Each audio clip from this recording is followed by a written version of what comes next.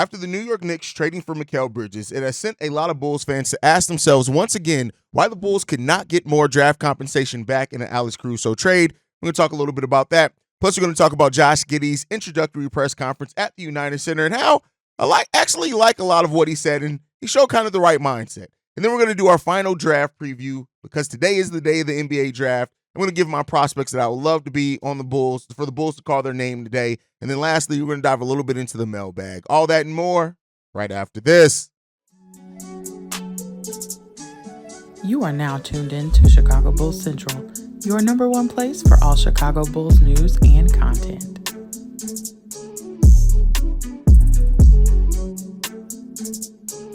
What's going on, Bulls fans? Welcome to another episode of Chicago Bulls Central, your number one spot for everything Chicago Bulls related. I'm the host here, Haize, but more importantly, you guys can follow the channel at Bulls Central Pod on every social media platform we happen to be on. With that being said, let's go ahead and get into this content for today, y'all. And so the New York Knicks made a trade last night for Mikal Bridges, and in that trade, they sent out Bojan Bogdanovic for unprotected first-round picks and a protected first-round pick as well, and an unprotected pick swap and a second-rounder. All in all, they get 5 first-round picks outright, one of those being protected, and they get the right to pick swap. And so, Mikal Bridges is a really good player, and I don't want to go into, that portion of it, but, I like what the Knicks doing here. I said it, a couple of months ago, and I can't remember which one. I think that was that T'Challa, the fake savior, who was triggered when I was like, the Knicks are doing things the right way. Like, I get it. The Knicks haven't won any titles in longer than the Bulls, right? Like, we understand the New York Knicks have been a franchise that, for the most part, has done nothing but disappoint. But this is a franchise that really, since a little bit before getting Jalen Brunson, has moved with a vision and has executed that and has, as I said then, found a way every offseason to add something, or trade deadline to add something to that team to help push it forward. Now, they also have some things that are moving forward some questions, right? They want to still keep OG Anunoby. They want to go heavy on the wing, looking at Josh Hart, Mikal Bridges, OG Anunoby on the wings there. Isaiah Hartenstein, they may not be able to retain. We'll see what happens there, which could lead them to go center with I think they pick at 24 and 25 in this draft. And there will be some centers there. I would not be surprised if you see maybe Yves Missy drafted there by the New York Knicks, or, one of the centers that fall, maybe a Tyler Smith, who's more of a power forward now, but, he could round out to be a center as well. So, I expect the New York Knicks to go big there. But the Knicks have just continually been a team that, since they've locked in on their core and their vision, they've gone out and got guys to fix it. And Mikal Bridges could absolutely be a Tom Thibodeau guy. Also help Josh Hart not have to play so many minutes, in postseasons and things like that, like what the Knicks are doing.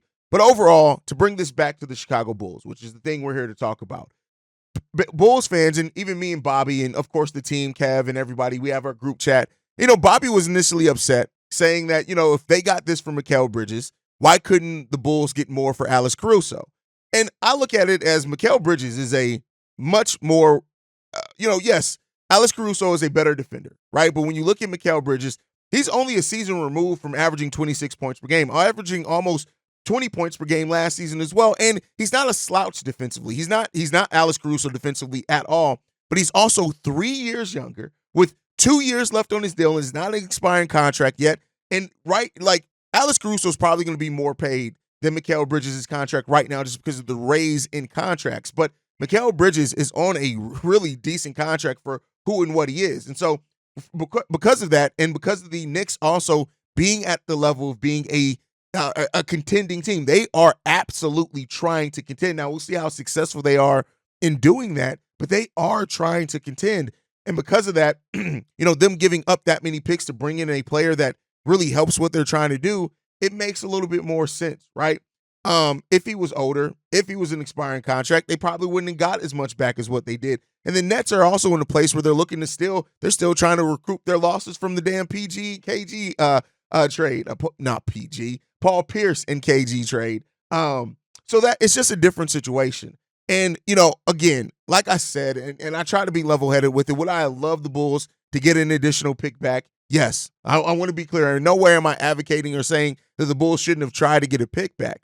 But from what we've heard is that the Bulls were either offered one pick and just a player to match salary, or they were offered multiple picks from teams that are going to be in the playoffs, and thus their picks are going to be low 20s. And the Bulls, Josh Giddey is better than players you're usually going to get there. He just is. And so the Bulls double down on the realized talent more than the promise of talent. And I get it. The promise of talent is always going to have a more positive outlook, especially when a player is coming off one of the worst playoff performances they could have had, right? Being damn near unplayable in that. But the Bulls bet on that value. And so that's just what it comes down to for me, trying to be even kill about it.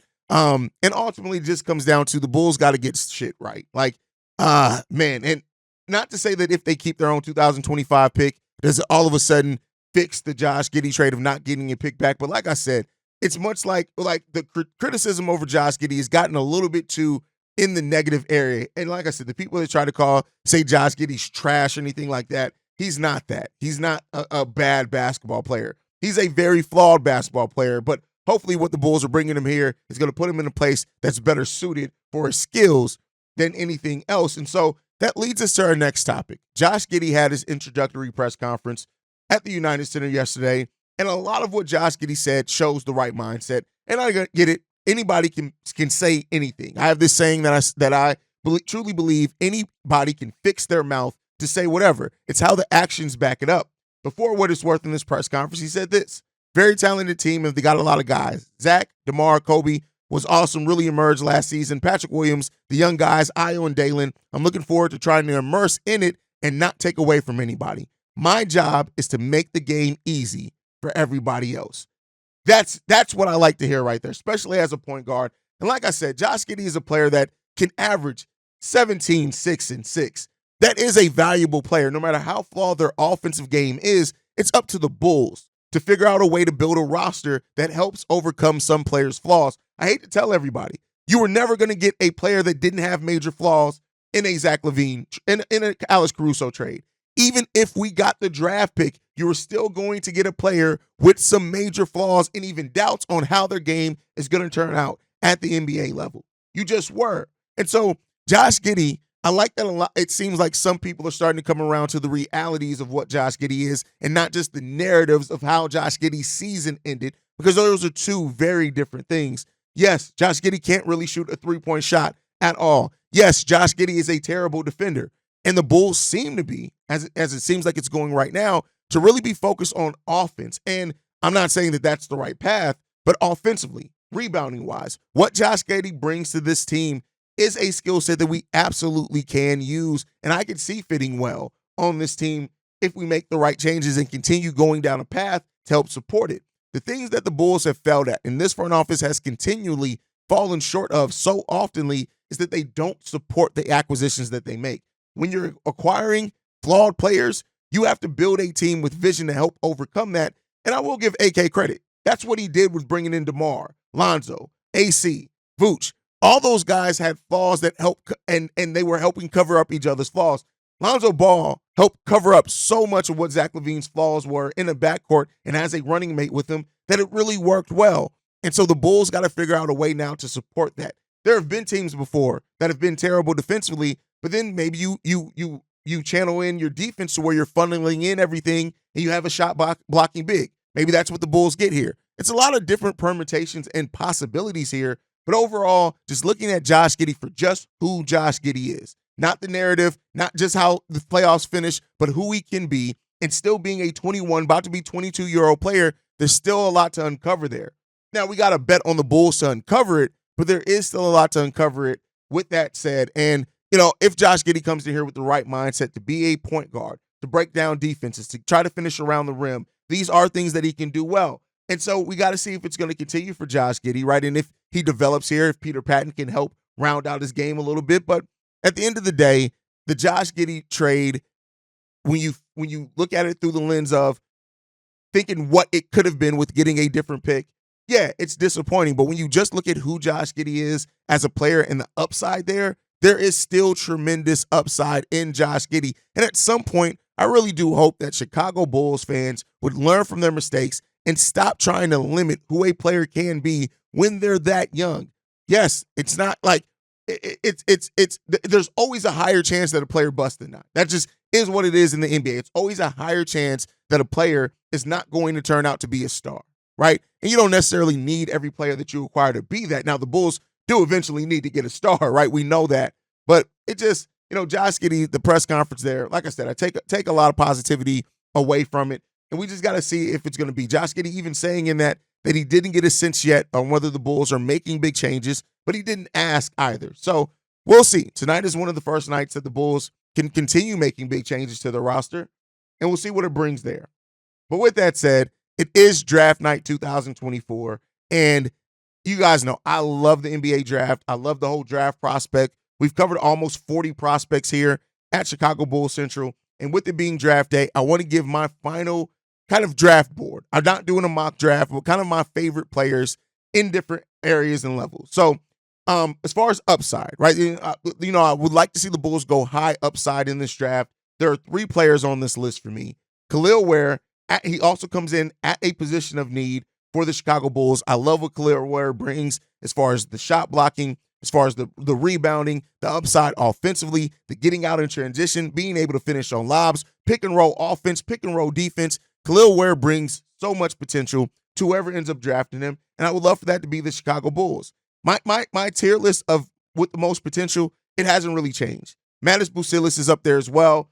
I doubt that he falls. I love the interview that he had in which he talked about people not wanting to see him, specifically Zachary Richeshere. But Matas Buzelis is a really, really good prospect, super high upside. I doubt he falls to the Bulls, but if for some reason he did, I think the Bulls should take him. And then right along with Matas Buzelis, Tajon Saloon. I love Tajon Saloon for his well-rounded game. Defensively, rebounding-wise, he's already could bring a lot. His offensive game needs a lot of work, but he has tremendous upside in this draft. Already a player that can pass pretty well, can get out in transition. He understands how to finish around the rim. Super athletic as well. Has that point forward upside to Tajon Saloon's game, and I really like him as well. And then next tier is players with high floors.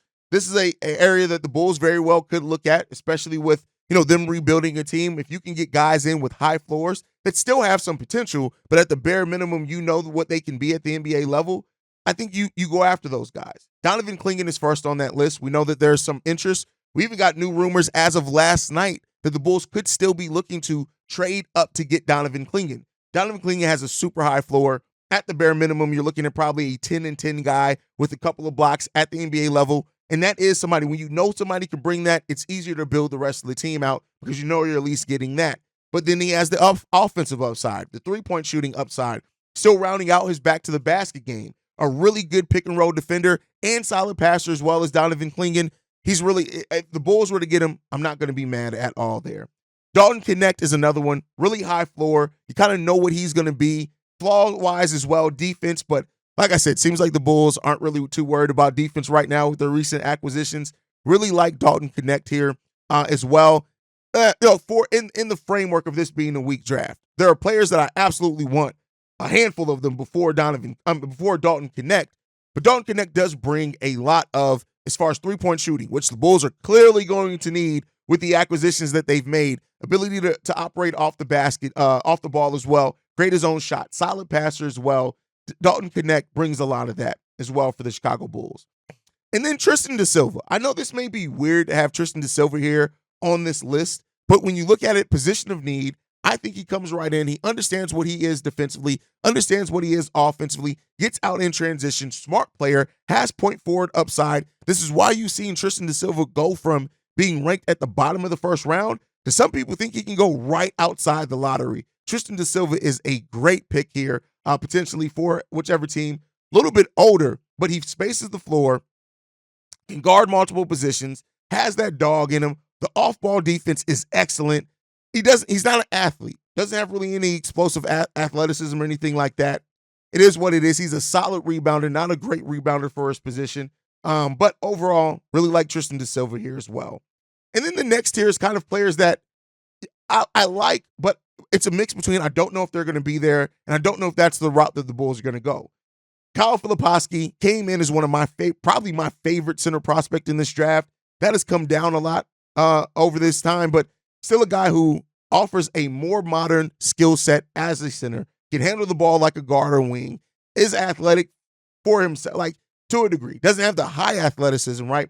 Three-point shooting, shot blocking, increased, almost doubled the shot blocking from the year before. Still extremely young and raw player. The offensive upside is there. passing solidly enough as well.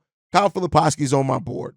And then next up, Devin Carter, mainly because of the rumors around the Bulls and Devin Carter and the potential promise. I got to have him on this list because I do think he is a player that the Bulls could draft. Defensively, long wingspan, we know what he is, as well as a solid three-point shooter at that level, and is a guy that could round out to being a starting point guard in the league. Now, I don't think it makes as much sense after trading for a player that's younger than him in Josh Giddey, which is interesting enough. But listen, a player like Devin Carter, you can never have too many of those guys on your roster. He got that dog in him. He finishes around the rim extremely well, gives extremely good hustle, and can be very switchable, can probably guard 1-2s and some 3s at the NBA level. Devin Carter does make some sense if the Bulls are going to go guard. But again, I have my doubts if they will. And then Ron Holland. Ron Holland is probably going to fall. And he was a player that was at one point projected to go in the top 5. And if he does fall there, I can't fault the Bulls for considering drafting him because he still does have that tremendous upside that he came into this draft with. The flaws became a little bit more loud for him when it comes down to it. But listen, this guy, defensively, dog, on-ball defense, can bring so much, and especially for what the Bulls have already kind of added with Josh Giddey, maybe they're looking to recoup some of that defensively. If you have a Ron Holland and Ayo Dosunmu on your roster, whether one of them starting, one of them's coming off the bench, defensively, they bring so much. Hustle brings all of that. And he's not a slouchy scorer as well. He just doesn't shoot the three well, only 27% from three. But again, better shooter coming off the dribble, things like that. He needs to work on the shot mechanics. But if Ron Holland's there, I do think that the Bulls consider drafting him. Don't say that they will for sure, but I do think that they would consider drafting him. So that's kind of my board. That's my players. Khalil Ware, Donovan Clingan, Kyle Filipowski, Mattis Bucilis, Dejan Saloon, Tristan Da Silva, Dalton Connect, Devin Carter, and Terrence Shannon goddamn Jr. Let's not forget TSJ. Listen, TSJ would have been a lottery pick in this draft had he not come into this draft process with his this case, right? But you look at offensively what he brings, what he also brings off-ball defensive-wise. He's not a great passer. He's turnover-prone at times, but this guy brings everything you want offensively. And if the Bulls are looking for either a bench scorer, somebody to step up if they do move on from both Zach and DeMar, TSJ is a dog, and I would not be mad if the Bulls draft him. Would have some questions about, all right, what's next on the roster to kind of make this make sense, but I wouldn't be mad if TSJ ends up being the pick by the Bulls either.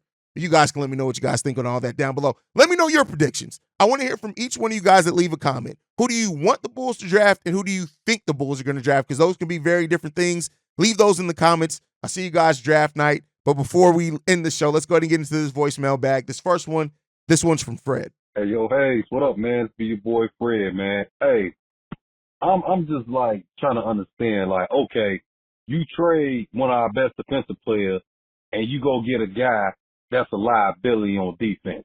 We already got Vucevic that's a liability on defense as well. Come on, man. Make it make sense. And then on top of it, I'm sitting there why they didn't take the top 10 pick? Why do we need another point guard if we already got Kobe White that's supposed to be our point guard of the future? The Bulls, man, they make it so hard for, for us fans to support them.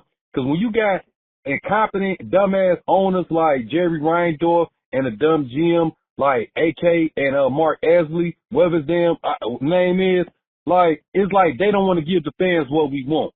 When you don't give the fans, what they want, it become a problem. And it's like they okay being mediocre, playing for a playing tournament, and then giving Billy Donovan average coach extension. That doesn't help your team. It doesn't. I would have took that top 10 pick and could have, got another piece or something, or whatever the case may be, and just go ahead and remove Zach LaVine as well, too. Hell, I remove Vucevic because when he's not rolling on offense, he don't play defense. Now, tell me, come on, man, that's selfish. Because if it was me, if me and you was on Team Haize, and we playing in the game, and I'm sitting up here struggling on offense, I'm not going to sit here and be selfish. I'm like, okay, mine doing good on the offense. I'm going to play some defense to help my team win some games. That's part of, being a team. And being a team player. Boots, we need to get rid of him. Hell, we need to get rid of the front office, the owner. I'd be glad if somebody buy the Bulls and White Sox. I know this ain't the White Sox channel, though, but I'm just saying, because Jerry Reindorf owned both of them. And it's a shame. you okay with your team just being good enough, just play for a play-in tournament? Like, to me, I'm sorry, they ain't good enough. And it's like we've been going through this drought ever since, Michael Jordan, and plus I say with Derrick Rose as well, too. Like, man, Jerry, you need to get your shit together, man, and go ahead and sell the team because he a pathetic owner. He a sorry-ass pathetic owner. So I had to call in on this, man. Let me know what you think, man. See red. That's all I got to say, man. I guess just see red, man. Here's the thing, bro. Trading Caruso for a non-defender, yeah, I get what you're saying in that, but it's not just about – it's about getting the most talent, and that's where the Bulls are right now. They are looking for talent. And you say another point guard, yes, but I do think that Kobe White can play off ball. Let's not act like he didn't do some ball handling duties with Ayo Dosunmu. He shared it. There were times where Ayo absolutely was doing ball handling. So I think Kobe can thrive in that. And I think it's not going to be the same as like Giddy playing with Shea, where Shea was so ball dominant. I think because of Kobe's ability to shoot, come off screens, things like that, and handle the ball, that it could turn into a well-rounded backcourt. Turns get into questions if Zach LaVine's still going to be there as well. And he said, how do you not give the fans what you want, what they want? Sometimes fans don't know what they want, and you'll see it from up and down. Like, we want to win, but just because they don't go the route that we think that they should go doesn't mean they're not giving us what they what we want. It's not as simple as what some people make it out to be. You'll see so many comments on, oh, well, now trade DeMar, trade Vooch, trade Zach, and let's go all. It's not that simple. Oh, it's not just that simple. This ain't 2K, and I'm not saying you, more so saying the fans with that type of mindset, Fred. But I think ultimately, like, sometimes to give us what we want, it takes with taking your medicine. And nobody ever really wanted to take their medicine as a kid. So we'll see what the Bulls do, man. I agree that this front office has given a lot of reason for us to doubt them. And that's by the results of what they got or have done or have passed up. And they got to show and prove. And I'm willing to give them, like I said, this is my last offseason. I'm trying to give them a chance. And we'll see what they could bring, Fred.